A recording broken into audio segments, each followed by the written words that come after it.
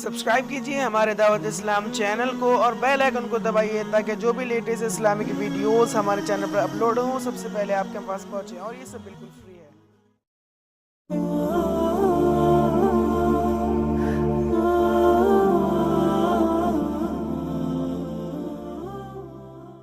جب اولاد نصیب ہو تو ماں باپ کو ان کی صالح تربیت کے لیے کوشاں ہو جانا چاہیے اور اپنے تئیں بھرپور کوشش کرنی چاہیے کہ ہماری اولاد نیک ہو، صالح ہو۔ اب اس کا نتیجہ کیا ہوتا ہے یہ تو اللہ کے سپرد ہے۔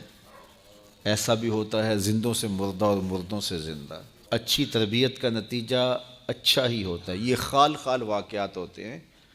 انتہائی نااہل اولادیں ہوتی ہیں جو اچھے والدین کی آغوش میں پرورش پانے کے باوجود بھی بری ہوتی ہیں، اور برے ماحول میں پرورش پانے والی اولادیں اچھی ہو جائیں یہ بھی خال خال واقعات ہوتے ہیں۔ تو ماحول سنوارتے ہیں، ماحول بگاڑتے ہیں، اس لیے اچھے والدین اچھی اولاد کی ضمانت ہیں۔ اللہ کے محبوب فرمایا کہ عورت سے نکاح کیا جاتا ہے لمالہا، لجمالہا، لحسبہا، اس کے مال کی وجہ سے اس سے نکاح کیا جاتا ہے، اس کے حسب و نسب کی وجہ سے اس سے نکاح کیا جاتا ہے، اور اس کی خوبصورتی کی وجہ سے اس سے نکاح کیا جاتا ہے۔ فرمایا کامیاب وہ ہوا جو دین کی وجہ سے نکاح کرتا ہے۔ عورت دیندار ہو، نیکوکار ہو، صالحہ ہو، اگر اس کے اندر باقی اوصاف بھی ہوں تو اچھی بات ہے، لیکن یہ سب سے بڑی بات ہے عورت کی دینداری، چونکہ کل کلاں اس نے ایک اولاد کی تربیت کا کفیل بننا ہے، اور اگر وہ صالحہ ہوگی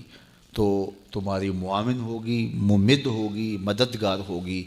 اور صالح اولاد کی تربیت میں اس کا ایک خاصا حصہ ہوگا۔ نکاح کے بعد مرد اور عورت دونوں کو یہ شدید آرزو ہوتی ہے کہ اللہ ہمیں صالح اولاد عطا کرے۔ اللہ جب اولاد نصیب کرے تو سب سے پہلے اس دنیا پہ آتے ہی ان کو غسل دیا جائے، یہ اولاد کا حق بھی ہے اور والدین کی ذمہ داری بھی۔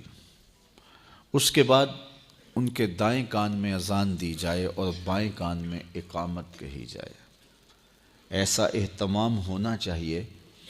کہ جہاں ولادت ہوتی ہے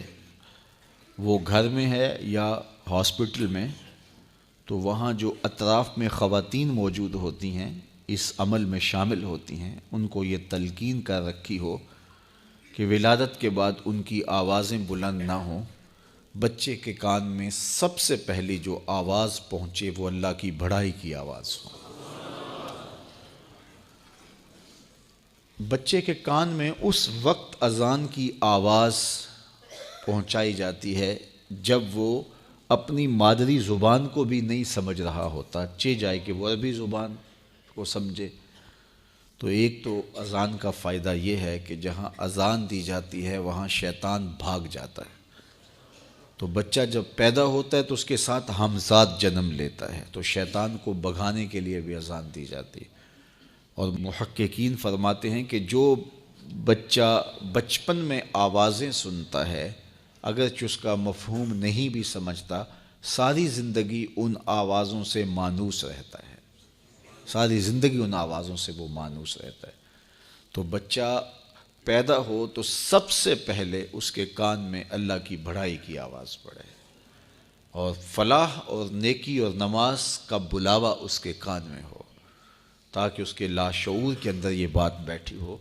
اور جب اسے پکارا جائے تو وہ دوڑ کے مسجد کی سمت آئے۔ پھر اس کو تہنیک دی جائے، یہ جس کو گٹی کہتے ہیں، اور وہ اگر کوئی صالح شخص دے تو اچھا ہے، ورنہ کوئی بھی تہنیک اس کو جو ہے وہ دے سکتا ہے، اور وہ کھجور ہے یا کوئی اور میٹھی چیز ہے جو اس کے تالو سے چمٹا دی جائے، اور وہ اتنی زیادہ نہ ہو بلکہ مناسب مقدار میں ہو، جس کو بچہ چاٹ لے تو